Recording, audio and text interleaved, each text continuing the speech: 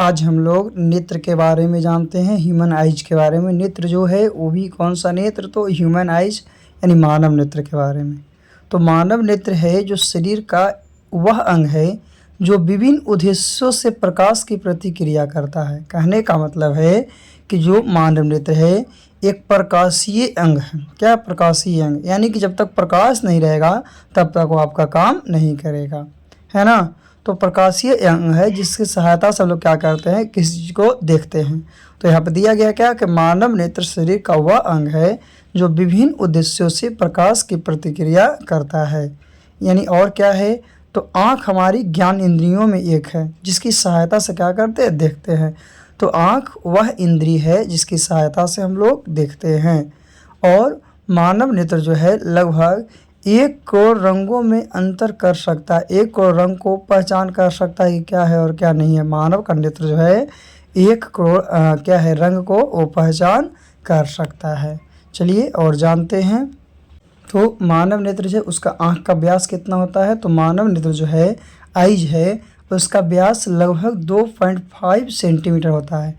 यानी अगर इसको मिलीमीटर में कन्वर्ट करते हैं तो 25 मिलीमीटर, है ना। और यह लगभग एक गोलाकार गेंद की तरह होता है जो कुछ तरल पदार्थ से, द्रव जो पदार्थ होता है, तरल पदार्थ होता है, उससे क्या होता है, भरा होता है। क्या मानव नेत्र जो है आपका किससे, तो कुछ तरल पदार्थ है उससे वो क्या होता है, भरा होता है। इसका व्यास कितना है, तो 2.5 सेंटीमीटर। क्या 2.5 कभी कभी देखिए अगर 25 सेंटीमीटर जो है ना तो वो मत, जो व्यास अगर मानव आँख पूछता है तो 2.5 सेंटीमीटर होता है। किसका, मानव आँख का व्यास। यानी मानव का आँख जो है उसका व्यास 2.5 सेंटीमीटर है। चलिए देखते हैं आँख का कैसा फिगर है। देखिएगा अभी आपको आँख का फिगर, तो ये जो है आँख का फिगर है जिसमें top lid, sclera, tear trust, मोटाइडी, कॉर्निया, बाकी आगे भी आँख का फिगर क्या है ऐसा। देखिए यह है जो क्या, तो ये मानव आँख की रचना है जिसमें क्या क्या होता है जो आपको दिखाया गया है, उसका नाम भी दिया गया है। तो हम लोग एक एक करके इसके बारे में जानते हैं। सबसे पहले श्वेत पटल। श्वेत पटल क्या है, जिसको हम लोग स्क्लेरा के नाम से जानते हैं। यह जो है आँख का सबसे बड़ा भाग है। जो आँख का सबसे बड़ा भाग होता है उसको हम लोग क्या कहते हैं, श्वेत पटल कहते हैं, जो सफ़ेद रंग का होता है। कैसा होता है, सफ़ेद। जैसे कि आपको फिगर में दिखाया गया है, जैसे फिगर में दिखाया जा रहा है कि आँख का जो सफ़ेद भाग है वो आँख का सबसे बड़ा भाग होता है। और विभिन्न आँखों के रोग और समस्याओं के साथ अगर मतलब विभिन्न आँख है तो उसका रोग और समस्या के साथ साथ जो क्या है कि स्क्लेरा की रंग और संरचना में परिवर्तन दिखाई देता है। किसमें, स्क्लेरा की रंग और उसका संरचना है, बनावट है, उसमें क्या दिखाई देता है, आपका परिवर्तन दिखाई देता है। तो स्क्लेरा का मुख्य काम क्या है कि आँख को संरक्षित रखना, प्रोटेक्ट करना। क्या करना, प्रोटेक्ट करना। और यह आँख के आकार को बनाए रखने में क्या करता है, मदद करता है। साथ ही उसे खराब होने या घातक प्रभावों से बचाता है। साथ ही जो है स्क्लेरा जो है आपका क्या है कि आपको बाहरी आघातों से भी बचाएगा, है ना, और ख़राब होने या घातक प्रभाव से भी क्या करता है, आपका बचाता है। इस काम किसका है, आपका तो स्क्लेरा का है। किसका है, स्क्लेरा का। श्वेत पटल क्या है, तो श्वेत पटल आँख का बड़ा भाग है जिसका रंग कैसा होता है, सफ़ेद होता है, जैसा कि आपको फिगर में दिखाया गया। चलिए आगे हम लोग कॉर्निया के बारे में जानते हैं। तो कॉर्निया क्या है, कॉर्निया यह जो है आँखों की बाहर एक पतली झिल्ली के आवरण का समान होता है। जो कॉर्निया है आँख के बाहर क्या है, पतली झिल्ली के आवरण के समान होता है। और जो श्वेत पटल के सामने जो पारदर्शी भाग होता है, श्वेत पटल के सामने पारदर्शी जिससे प्रकाश पर करता है, उसी भाग को कॉर्निया कहते हैं। और प्रकाश कॉर्निया के माध्यम से आँखों में प्रवेश करता है। प्रकाश जो हमारी आँखों में कैसे प्रवेश करेगा, तो जब भी प्रवेश करेगा तो कॉर्निया के माध्यम से करेगा।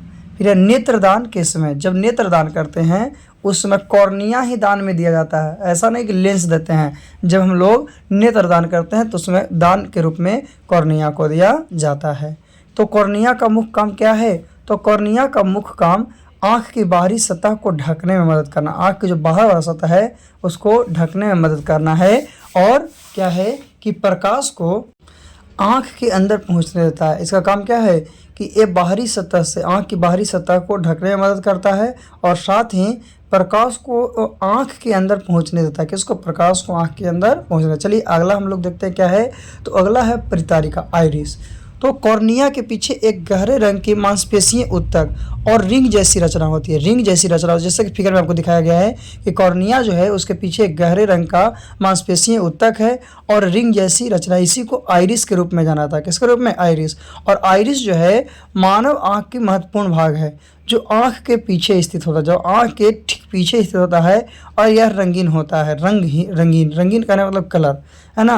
और आँख का रंग जो है इसी ही निर्धारित करता है। आँख का रंग जो है कौन निर्धारित करता है? तो जो आइरिस है, आइरिस ही आँख का क्या करता है? रंग को निर्धारित करता है ना। और आइरिस का आकार और पैटर्न हर व्यक्ति में अलग अलग होता है, वो सेम नहीं होता है। हर व्यक्ति में क्या होता है? आइरिस का आकार और पैटर्न जो है अलग अलग होता है, जिसमें हर व्यक्ति की आंखों की पहचान संभव होती है। इसीलिए हर व्यक्ति की आंखों की पहचान संभव होती है। चलिए आगे चलते हैं। तो और क्या है परितारिका के बारे में? तो आइरिस के मध्य में, आइरिस जो है देखिए जैसे दिखाया गया आपको फिगर में, उसके मध्य में एक छोटा सा छिद्र होता है जिसे पिपुल्स कहा जाता है, जो रोशनी को क्या है आँख के अंदर प्रवेश करने का कार्य करता है। जो रोशनी को क्या करता है? आँख के अंदर प्रवेश करने का वो कार्य करता है। और आइरिस जो है प्रकाश के प्रवेश को नियंत्रित करने के लिए और पुतली के आकार को बदलने के लिए जिम्मेदार होता है। आइरिस जो है पुतली के आकार को बदलता है ना। और क्या है कि ये जो है प्रकाश में क्या है प्रवेश को नियंत्रित करने के लिए होता है। ये काम क्या है? पुतली। तो तेज प्रकाश में जो पुतली होती है वो छोटी होती है और कम प्रकाश में जो पुतली होती है वो क्या होती है? बड़ी होती है। कम प्रकाश में जो पुतली है वो क्या होगा? बड़ी हो जाएगा, लेकिन तेज प्रकाश में है छोटी हो, जैसा कि फिगर के माध्यम से आप लोग को दिखाया गया है। फिगर के माध्यम से आप लोग को दिखाया गया है। ये था परितारिका। आगे हम लोग देखते हैं क्या है। तो पुतली के बारे में। पुतली क्या है? तो आइरिस में एक छोटा सा छिद्र पुतली के रूप में जाना था। आइरिस में ही होता है और एक छोटा सा छिद्र जो है किसमें? पुतली के रूप में जाना जाता है। जैसे देखिए आपका दिखाया गया है ना। जैसे काला पॉइंट है ना, तो उसके अंदर एक छोटा पॉइंट होता है, काले रंग का होता है ना। तो इसका आकार आइरिस की सहायता से नियंत्रित किया जाता है। इसका जो पुतली का आकार जो है किसकी सहायता से? तो आइरिस की सहायता से नियंत्रित किया जाता है। और यह आँख में प्रवेश करने वाले प्रकाश की मात्रा को नियंत्रित करता है। ये भी जो है आँख में क्या करता है कि प्रवेश करने वाली प्रकाश की मात्रा को क्या करता है? नियंत्रित करता है, उसको देख रेख करता है। ये काम किसका है? पुतली का है। चलिए आगे हम लोग चलते हैं पुतली के बारे में। तो पुतली के बारे में इतना याद रखिएगा कि आइरिस में एक छोटा सा छिद्र है पुतली के रूप में और वो काले रंग का होता है। कौन सा रंग का होता है? वो काले रंग का होता है। और इसकी सहायता से, पुतली की सहायता से मतलब कि इसका आकार को क्या किया जाता है? नियंत्रित किया जाता है। यानी कि जो आइरिस है, आइरिस की सहायता से ही उसको हम लोग क्या करते हैं? पुतली को क्या करते हैं? तो अरेंज करते, नियंत्रित करते हैं, है ना। और एक है कि यह आँख में प्रवेश करने वाले प्रकाश की मात्रा को क्या करता है? नियंत्रित करता है। चलिए आगे चलते हैं पुतली के बाद। तो एक्वस ह्यूमर है क्या? तो यह एक द्रव होता है जो आइरिस तथा लेंस के बीच में पाया जाता है। जैसा कि देखिएगा फिगर में दिखाया गया है कहाँ पे पाया जाता है, जो सब फिगर के माध्यम से आपको बताया ताकि अच्छे से समझ आए। और यह आपकी आँखों को फुलाए रखता और पोषण प्रदान करता। कौन? तो एक्वस ह्यूमर जो है आपका द्रव है जो आँख को फुलाए रखता और पोषण प्रदान करता है। इसके अलावा यह आँख की अंदरूनी हिस्से यानी लेंस और कॉर्निया को अंदर से पोषण देता है। ये जो है लेंस और कॉर्निया को भी अंदर से पोषण देता है और वेस्ट मोटोवाइल्स को हटाता है। और वेस्ट जो है यानी खराब जो मोटोवाइल्स होता है उसको क्या करता है? हटाता है। कौन ऐसा करता है? तो एक्वस ह्यूमर करता है। कौन करता है? एक्वस ह्यूमर करता है। तो एक्वस ह्यूमर जो है वो भी हमारे क्या है? नेत्र के लिए बहुत ज़रूरी है। जो कहाँ होता है? तो आइरिस और लेंस के बीच होता है। यही आँख को फुलाए रखता है और आँख को पोषण करता है। दूसरी बात है लेंस और कॉर्निया को भी अंदर से ही आपका क्या करता है? पोषण देता है और जो वेस्ट होता है उसको हटाता है। चलिए आगे चलते हैं। तो क्या है बिट्रस ह्यूमर? क्या है बिट्रस ह्यूमर? तो ये भी जो है एक द्रव ही होता है जो लेंस और रेटिना के बीच होता है। किसके किसके बीच? लेंस और रेटिना के बीच होता है। और इसका मुख्य काम क्या है कि आँख को अपनी स्थिति में रखना, जो उसकी स्थिति उसी स्थिति में आँख को रखना है और आँख की संरचना को स्थिर रखना है और आँख के आकार को मध्य स्थिति में बनाए रखना है।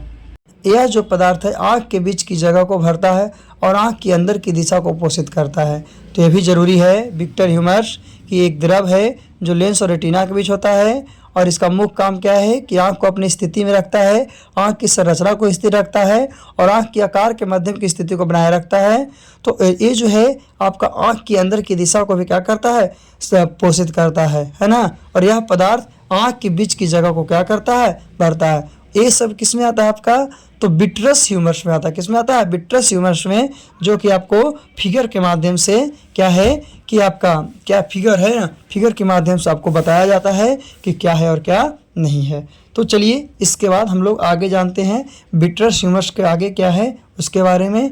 तो लेंस, लेंस क्या है, तो पुतली के पीछे एक पारदर्शी संरचना होती है। पुतली हम बताया था भी कि लेंस को सुरक्षित करता है, तो पुतली के पीछे एक पारदर्शी संरचना होती है जिसी को लेंस कहते हैं। और सिलियरी मांसपेशियां की क्रिया से यह रेटिना पर प्रकाश को केंद्रित करने के लिए अपना आकार बदलता है। प्रकाश को केंद्रित करने के लिए क्या करता है, अपने आकार को बदलता है। और दूर की वस्तुओं पर ध्यान केंद्रित करने के लिए पतला होता है। जब दूर की वस्तु को देखना है तो उस समय क्या होता है, पतला होता है। और जब पास की वस्तु को देखना है तो उसको देखने के लिए ये ध्यान करने के लिए क्या होता है, मोटा हो जाता है ना। और मानव लेंस जो है उत्तल लेंस की भांति कार्य करता है। जो मानव का नेत्र है वो कौन सा, तो उत्तल लेंस की तरह कार्य करता है। तो लेंस भी बहुत जरूरी है ना। अगर लेंस नहीं रहेगा तो हम लोग क्या दूर स्थित वस्तु या नज़दीक स्थित वस्तु को देख सकते हैं, नहीं देख सकते हैं। तो दूर को देखने के लिए क्या होता है, तो दूर को देखने के लिए हम लोग क्या करते हैं कि इसका क्या है, दूर को देखना है तो यानी कि ध्यान जो हम लोग क्या करते हैं, केंद्रित करते हैं। तो केंद्रित करने के लिए पतला हो जाता है कौन, लेंस। और क्या पास की वस्तु को देखने के लिए यह मोटा हो जाता है। और ये जो है उत्तल लेंस की तरह कार्य करता है। आगे तो आगे सिलियरी मांसपेशियाँ। सिलियरी मांसपेशियाँ लेंस की फोकस दूरी को नियंत्रित करता है। सिलियरी मांसपेशियाँ क्या करता है, तो लेंस की फोकस दूरी को नियंत्रित करता है। जब सिलियरी मांसपेशियाँ क्या फैलती है तो लेंस मोटा होता है। सिलियरी मांसपेशियाँ के फैलने के कारण लेंस मोटा होता है। और जब मोटा हो जाएगा तो इसकी फोकस दूरी कम जाएगी। और वही जब सिलियरी मांसपेशियाँ सिकुड़ जाएगा तो नेत्र लेंस क्या हो जाएगा, पतला हो जाएगा, है ना। और इसकी फोकस दूरी बढ़ जाएगी। यानी क्या है कि जब सिलियरी मांसपेशियाँ फैलती है तो लेंस मोटा हो जाता है। और जब जैसे लेंस मोटा होगा तो इसकी फोकस दूरी कम हो जाएगी। और वही सिकुड़ेगा तो नेत्र लेंस पतला हो जाएगा। और जब पतला हो जाएगा तो इसकी फोकस दूरी बढ़ जाती है। तो ये है सिलियरी मांसपेशियाँ का कार्य। किसका कार्य है ये, तो ये जो है आपका सिलियरी मांसपेशियाँ का कार्य है। चलिए आगे हम लोग देखते हैं क्या है। तो क्या है कि रेटिना, रेटिना के बारे में क्या जानते हैं कि मनुष्य की आँख के पीछे पर्दे को रेटिना कहते हैं। मनुष्य की आँख के पिछले पर्दे जो होते हैं उसी को क्या कहते हैं, रेटिना कहते हैं। और मानव आँख एक वस्तु का प्रतिबिंब उसकी रेटिना पर, जो मानव आँख है, मानव आँख में किसी वस्तु का प्रतिबिंब कहाँ बनता है, रेटिना में बनता है। और रेटिना आँखों से अंदर पीछे की तरफ एक उत्तक की एक पतली सी परत जैसा होता है। और यह ऑप्टिकल नस के पास होता है। कौन सा, ऑप्टिकल नस। जैसे कि है ना कि कहता है कि आँख का नस जो है वो फट गया तो वही ऑप्टिकल नस होता है, उसी के पास रेटिना होता है। रेटिना का काम है उस रोशनी को प्राप्त करना जिसे लेंस ने फोकस किया है। यानी कि रेटिना कौन सा आपका रोशनी को प्राप्त करेगा, तो जो लेंस ने फोकस किया है। और उस रोशनी को समान संकेत में बदलकर मस्तिष्क को संकेत भेजना क्या है, ताकि आप देख सकें। यानी मस्तिष्क को संकेत भेजा, क्यों, क्योंकि मस्तिष्क एक आपका सबसे उत्तरदायी अंग है जिसकी सहायता से हम लोग बिना उसकी सहायता से कुछ भी नहीं कर सकते हैं। तो ये रोशनी देखने के बाद क्या होता है कि मस्तिष्क को इसका संकेत भेजता है, तो हम लोग क्या करते हैं कि किसी वस्तु को देख पाते हैं, अन्यथा किसी वस्तु को नहीं देख पाएंगे। तो ये रेटिना का कार्य है। क्या है, रेटिना का कार्य है। और किसी भी मानव जो है उसका इमेज कहाँ बनता है, तो रेटिना पर बनता है। किस पे बनता है, रेटिना पर। यानी इमेज बनने का कार्य जो है आपका रेटिना पर होता है। तो याद रखिए, वह अक्सर पूछता है। चलिए थोड़ी सी और इसके बारे में जानते हैं क्या है रेटिना। तो रेटिना जो है क्या है कि रेटिना पर जो इमेज बनता है, जो प्रतिबिंब बनता है, वो वास्तविक होता है और उल्टा होता है। तो रेटिना पर बनने वाला प्रतिबिंब कैसा है, तो वास्तविक और उल्टा है। वास्तविक और कैसा है, उल्टा है। कौन, तो रेटिना पर बनने वाला प्रतिबिंब। चलिए आगे हम लोग देखते हैं इसमें क्या है और क्या नहीं है। ऑप्टिक तंत्रिका क्या है, ऑप्टिक तंत्रिका के बारे में जानते हैं। तो ऑप्टिक तंत्रिका जो है आँख को देखती है। ऑप्टिक तंत्रिका किसको, आँख जो देखती है उसकी छवि जो होता है उसका जो इफेक्टर होता है उसको मस्तिष्क तक पहुंचाता है। कौन, ऑप्टिकल जो तंत्रिका है वो, यानी हमारा आँख जो चीज़ देख रहा है उसको मस्तिष्क तक पहुंचाने का कार्य जो है ऑप्टिक तंत्रिका का है। और ऑप्टिक तंत्रिका दो प्रकार का होते हैं, है ना। इसमें छड़ और शंकु होते हैं। क्या होते हैं, छड़ और शंकु होते हैं। तो छड़ और शंकु का आखिर कार्य क्या है, छड़ और शंकु जो है कोन एंड रोड्स है उसका कुछ ना कुछ तो वर्क होगा, तो उसका कार्य क्या है उसके बारे में जानते हैं। तो छड़ और शंकु किसमें होते हैं, ऑप्टिकल तंत्रिका में। किसमें, ऑप्टिकल तंत्रिका में। पूछता है जब कभी कि छड़ और शंकु कहाँ होते हैं, तो ऑप्टिकल तंत्रिका है, ऑप्टिकल तंत्रिका में होता है। तो सबसे पहले हम लोग ये दोनों के बारे में जानते हैं। शंकु, ऑप्टिकल तंत्रिका में शंकु, तो शंकु को क्या कहते हैं, रोड सेल। रोड सेल क्या कहते हैं, शंकु को, है ना। तो तो ऑप्टिकल तंत्रिका में ऐसी कोशिका जो लंबी, पतली और बेलनाकार होती है, लंबा होगा, पतला होगा, बेलनाकार होगा, अथवा ऐसी कोशिका जिसका आकार डंडाकार होगा, रॉड शेप का होगा। कौन सा होगा? रॉड शेप का होगा, है ना। और यह प्रकाश की मात्रा को इंगित करता है और इसी के माध्यम से कम प्रकाश में भी देखा जा सकता है। जो आपका रॉड सेल है, रॉड सेल के माध्यम से ही कम प्रकाश में किसी वस्तु को देखा जा सकता है। उल्लू के दृष्टिपटल पर, जो उल्लू है, उल्लू के दृष्टिपटल पर बड़ी संख्या में रॉड सेल होते हैं, जिस कारण इसकी रात की दृष्टि भी काफ़ी तेज होती है। उल्लू जो है, उल्लू में सबसे ज़्यादा क्या होता है? दृष्टिपटल पर रॉड सेल अधिक होगा, और रॉड सेल अधिक होगा तो इसमें रात के में क्या होगा कि इससे काफ़ी तेज दिखाई देगा। क्यों? क्योंकि बताया जाता है कि जो रॉड सेल है उसी के माध्यम से कम प्रकाश में भी देखा जाता है, रात में प्रकाश नहीं होता है। चलिए आगे चलते हैं। तो कौन सेल क्या है? तो कौन सेल ऐसी कोशिका जो मोटी और छोटी होती है, मोटी और क्या होती है? छोटी होती है, अथवा जो शंक्वाकार होती है, उन्हीं को कौन सेल कहते हैं। और कौन सेल का कारण क्या है? कौन सेल के कारण मनुष्य जो है अलग अलग रंगों को पहचान पाता है, अलग अलग रंगों का ज्ञान होता है। किसके कारण? कौन सेल के कारण। तो शंकु तंत्रिका कोशिकाओं को जो तेज रोशनी के प्रति अधिक क्या होता है? संवेदनशील होती है। तेज रोशनी होगा उसके प्रति क्या होता है? अधिक संवेदनशील होता है ना। तो इसीलिए कहते हैं रंग पहचानने का कार्य होता है किसका? छड़ और शंकु का होता है। जिसमें शंकु रंग को पहचानते हैं, तो छड़ जो है उसमें क्या होता है? बताया गया रॉड कोन में कि उसमें रात में भी क्या होगा? अधिक दिखेगा, कम लाइट में भी अधिक दिखता है उसी के कारण। और ये सबसे ज्यादा किसमें? उल्लू के आंखों में होता है। किसमें? उल्लू के आंखों में। चलिए आगे हम लोग चलते हैं। इसके बाद अंधबिंदु। अंधबिंदु क्या है? तो यह लेंस तथा रेटिना के मध्य का भाग है। लेंस और रेटिना का मध्य भाग है जहाँ प्रकाश नहीं जाता, और जब प्रकाश ही नहीं जाएगा तो वहाँ पे कोई इमेज बनेगा? नहीं बनेगा। तो वहाँ पे क्या है? प्रतिबिंब नहीं बनता, उसी को अंधबिंदु कहते हैं। लेकिन पीत बिंदु किसको कहेंगे? तो यह रेटिना के मध्य में एक वृत्ताकार पीला बिंदु होता है। इसका एक और क्या अन्य नाम है? मैक्यूला, जिस पर बना हुआ प्रतिबिंब वस्तु पर स्पष्ट दिखाई देता है। वस्तु पर क्या देखा? स्पष्ट दिखाई देता है। तो अंध बिंदु में प्रतिबिंब नहीं बनता है, लेकिन जो पित्त बिंदु है, पित्त बिंदु में प्रतिबिंब बनता है, इमेज बनता है। और जब इमेज बन जाएगा तो क्या दिखेगा? और जब इमेज बनवे नहीं करेगा तो दिखेगा, और जब तक लाइट नहीं रहेगा तो इमेज बनेगा नहीं। तो ये अंध बिंदु, अंध बिंदु में आपका प्रकाश नहीं जाता है तो इमेज नहीं बनता है, और जब इमेज नहीं बनेगा तो क्या होगा? आपका अंध बिंदु यानी प्रतिबिंब नहीं बनेगा। तो क्या कब नहीं बनेगा? तो जब आपका प्रकाश नहीं पहुंच पाएगा तब। लेकिन जब प्रकाश पहुंच जाएगा तो क्या आपका इमेज बनेगा। और पित्त बिंदु जो है उसी पे जो येलो पॉइंट है उसी पे प्रतिबिंब वस्तु क्या है कि प्रतिबिंब जो है स्पष्ट रूप से दिखाई देता है। हाँ, चलिए अब हम लोग आगे चलते हैं दृष्टि दोष के बारे में। तो दृष्टि दोष निम्न प्रकार के हैं। दृष्टि दोष कहने का मतलब कमियां। जैसे पहला है निकट दृष्टि दोष। तो निकट दृष्टि दोष में वस्तु स्पष्ट रूप से दिखाई, निकट दृष्टि दोष है ना, तो निकट की वस्तु स्पष्ट रूप से दिखाई देगा, लेकिन दूर की वस्तु आपको स्पष्ट रूप से नहीं दिखाई देगा, है ना। और इसमें प्रतिबिंब रेटिना के आगे बनता है। कहाँ? रेटिना के आगे। तो निकट दृष्टि दोष, इसमें निकट की वस्तु स्पष्ट रूप से दिखाई देगा, लेकिन दूर की वस्तु स्पष्ट रूप से दिखाई नहीं देगा। और इसमें प्रतिबिंब कहाँ? तो रेटिना के आगे बनता है। और निकट दृष्टि दोष में नेत्र गोलक बढ़ जाता है, फोकस दूरी घट जाती है, लेंस की क्षमता बढ़ जाती है। इसका प्रभाव क्या है कि निकट की वस्तु तो दिखेगा लेकिन दूर की वस्तु नहीं दिखेगा। और इसके उपचार के लिए हम लोग अवतल लेंस यानी अपसारी लेंस से बने चश्मे का प्रयोग करेंगे। तो निकट के लिए किसका? अवतल लेंस के बने चश्मे का। इसमें क्या होगा कि निकट की वस्तु दिखेगा, दूर की नहीं दिखेगा। लेंस की क्षमता इसमें क्या हो जाएगा? बढ़ जाएगा, और फोकस दूरी घट जाएगी, और नेत्र गोलक क्या हो जाएगा?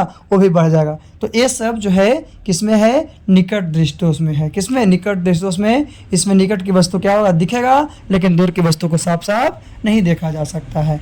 तो आगे हम लोग चलते हैं निकट दृष्टि दोष के बारे में जानने के बाद। इसका दूसरा प्रकार जो है कौन सा?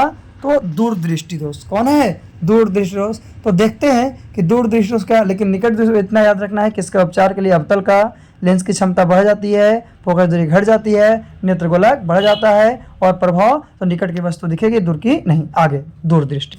तो इसमें दूर की वस्तु को स्पष्ट रूप से देखा जा सकता है, लेकिन नज़दीक की वस्तु को नहीं देखा जा सकता है। उसका उल्टा है ना, दूरदृष्टि दोष है तो दूर की वस्तु को देखेंगे लेकिन नज़दीक की वस्तु को नहीं देखेंगे। और इसमें इमेज कहाँ बनता है? तो दूरदृष्टि दोष में जो इमेज बनता है वो रेटिना के पीछे बनता है। कहाँ बनता है? रेटिना के पीछे। जब निकट में आगे बनेगा तो इसमें पीछे। उसका नेत्र गोलक जो है बढ़ जाता था, तो इसका क्या होगा? घटेगा। और लेंस की क्षमता भी घट जाती है। लेंस की क्षमता जो है वो भी क्या होती है? घट जाती है। फोकस दूरी भी बढ़ जाती है, और इसके प्रभाव क्या होगा, तो दूर की वस्तु तो दिखेगा, दूर दृष्टि दोष से दूर वाला दिखेगा तो नेसेसरी है, लेकिन नज़दीक वाला आपका नहीं दिखेगा। और इसके उपचार के लिए उत्तल लेंस को हम लोग चश्मे का प्रयोग करते हैं। उत्तल लेंस यानी कौन सा लेंस, अभिसारी लेंस। तो याद रखना है कि दूर के लिए, इसके लिए हम लोग क्या ना, एक ट्रिक को पढ़ते हैं, एक ट्रिक को पढ़ते हैं, है ना। तो सबसे पहले तो याद रखना है कि नेत्र गोलक क्या घटेगा, लेंस की क्षमता घटेगा, फोकस दूरी बढ़ जाएगा, प्रभाव में दूर की वस्तु दिखेगा लेकिन नज़दीक की वस्तु नहीं दिखेगा। और इसके उपचार के लिए उत्तल लेंस का प्रयोग करते हैं, और उत्तल लेंस को हम लोग अभिसारी लेंस कहते हैं, है ना।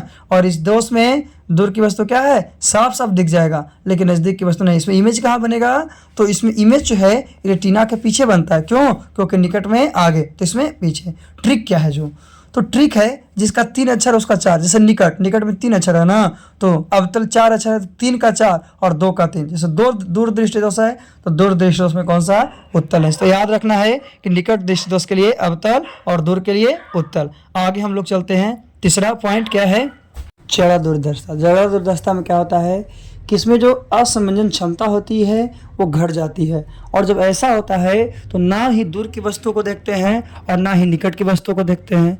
और इसके उपचार के लिए द्विफोक्सी लेंस का प्रयोग करते हैं, यानी कि इसमें उत्तल और अवतल दोनों होता है। तो नीचे जो होता है वो उत्तल लेंस होता है और ऊपर जो होता है वो अवतल लेंस होता है ना। तो जड़ा दुर्दशा के लिए हम लोग इसका द्विफोक्सी लेंस या इसी को बायोफोकल लेंस के नाम से भी जानते हैं, जिसमें 2 लेंस है, इसीलिए द्विफोक्सी कहा, एक उत्तल और एक अवतल। तो नीचे क्या होगा, उत्तल होगा जैसा कि चश्मा में दिखाया गया है, और अवतल कहाँ होगा, ऊपर होगा, है ना। तो ये था आपका जड़ा दुर्दशा, जिसमें असमंजन क्षमता क्या होती है, घट जाती है। आगे हम लोग देखते हैं जड़ा दुर्दशा के बाद क्या है उसके बारे में, है ना। जड़ा दुर्दशा के बाद क्या है उसके बारे में हम लोग देखते हैं कि जड़ा दुर्दशा के बाद क्या है और क्या नहीं है। तो जड़ा दुर्दशा के बाद आपका है अबिंदुकता। अबिंदुकता क्या है, सो इसमें ऊर्ध्वाधर रखी हुई वस्तु तिरछी दिखाई देती है। जो ऊर्ध्वाधर रखल है, वर्टिकल रखल है, वो कैसा दिखाई देगा, तिरछा देगा। और इसके उपचार के लिए बेलनाकार लेंस का प्रयोग करते हैं। और ये जो रोग है आदमी में कभी भी किसी भी आयु के किसी भी वर्ग के लोग को हो सकता है। कौन सा रोग, अबिंदुकता। कौन सा रोग है, अबिंदुकता। तो इसके उपचार के लिए बेलनाकार लेंस का, इसके उपचार के लिए किसका, बेलनाकार लेंस का प्रयोग किया जाता है ना। तो अबिंदुकता के बाद हम लोग आगे जानते हैं कि आगे और कौन सा, 3 हम लोग 4 पढ़ लिए। पहला निकट था, दूसरा दूर था, तीसरा जड़ा दुर्दशा था, चौथा अबिंदुकता था। तीनों का हम लोग देखे कि निकट का अवतल लेंस था, दूर का उत्तल लेंस था, जड़ा दुर्दशा का द्विफोक्सी या बायोफोकल लेंस था, और अबिंदुकता का बेलनाकार लेंस है। आगे हम लोग आगे चलते हैं, क्या है, तो मोतियाबिंद। मोतियाबिंद है, इसमें नेत्र जो है दुधिया अथवा धुंधला हो जाता है, दुधिया और धुंधला हो जाएगा, दोनों हो जाएगा। और जब ऐसा होगा तो उससे प्रकाश की किरण पूर्ण रूप से अपवर्तन नहीं होता। जब प्रकाश का किरण अपवर्तन ही नहीं होगा तो हमारा प्रतिबिंब रेटिना पर नहीं बन पाता है। और यह बीमारी कहाँ, बुढ़ापे में होता है। मोतियाबिंद कब होती है, बुढ़ापे में। और मोतियाबिंद जब विकसित होता है तब आंख में, लेंस में प्रोटीन का एक परत जमने लगता है, और इसमें लेंस पर मांस आ जाता है, जिससे ऑपरेशन के द्वारा इसे क्या करते हैं, हटाते हैं। और जब ऑपरेशन के द्वारा हटा देते हैं तो ये आपका रोग क्या होता है, खत्म हो जाता है, मोतियाबिंद। कौन सा, मोतियाबिंद, है ना। चलिए आगे इसके बाद देखते हैं कि मोतियाबिंद के बाद क्या है ना।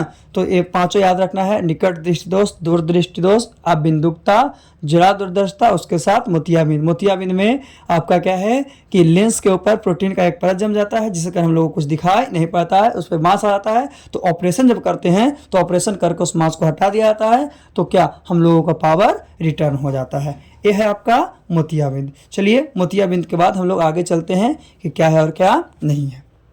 तो एक है पार्श्व परिवर्तन। पार्श्व परिवर्तन क्या होता है, तो यह बीमारी न होकर एक परिघटना है, बीमारी नहीं है, एक प्रकार की परिघटना है।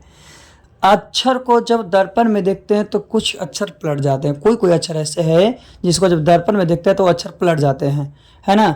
और इसी घटना को पार्श्व परिवर्तन या पार्श्व विस्थापन के नाम से जानते हैं। और इसी के कारण जो एम्बुलेंस में लिखा हुआ रहता है, एम्बुलेंस का उल्टा लिखा गया रहता है, ताकि बाहर से देखने पर एम्बुलेंस क्या हो। और कुछ अक्षर पार्श्व विस्थापन नहीं करे, जैसे ए कभी भी नहीं करेगा, आई कभी भी नहीं करेगा, ओ कभी भी नहीं करेगा, और एक्स कभी भी नहीं करेगा। ये जो है 4 अक्षर आपका पार्श्व विस्थापन नहीं करते हैं। फिर मानव नेत्र रेटिना पर प्रतिबिंब का प्रभाव लगभग 1/16 सेकंड तक रहता है। कितना? 1/16 सेकंड तक रहता है। और स्वस्थ आंखें हैं वो 6/6 होती है। कितना? 6/6 होती है। और मनुष्य का आंख जो होता है 576 मेगापिक्सल की होती है। 576 मेगापिक्सल की। जैसे मोबाइल का यूज करते हैं ना तो 50 मेगापिक्सल बोलते हैं, 60 मेगापिक्सल बोलते हैं। उसी तरह से मनुष्य का आंख जो है 576 मेगापिक्सल होता है और ये 6/6 होती है। और इसकी न्यूनतम दूरी 25 सेंटीमीटर होती है। और इससे कम दूरी को वस्तुओं को नहीं देखा सकता, यानी इससे कम दूरी रहेगा उसमें नहीं देखेंगे। और स्पष्ट दृष्टि है उसकी अधिकतम दूरी अनंत होती है, इन्फिनाइट होती है। तो याद रखना है कि स्वस्थ आंखें 6/6 होती है। इसमें प्रतिबिंब का प्रभाव 1/16 सेकंड तक रहता है। जो मनुष्य का आंख है उसका कितना? तो 576 मेगापिक्सल का होता है। और यह जो है दृष्टि 25 सेंटीमीटर न्यूनतम होती है। और क्या है? अनंत जो होता है आपका क्या होता है? अधिकतम होता है। इसके बाद हम लोग ना क्या है, ये था आपका लेंस के बारे में, मानव नेत्र के बारे में। चलिए आगे हम लोग मिलेंगे मानव नेत्र के आगे अगले कोई वीडियो में, है ना। तो अगर अभी तक इस चैनल को सब्सक्राइब नहीं किए हैं तो सब्सक्राइब कर दीजिए, और ताकि आपको इस तरह का वीडियो मिलता रहे।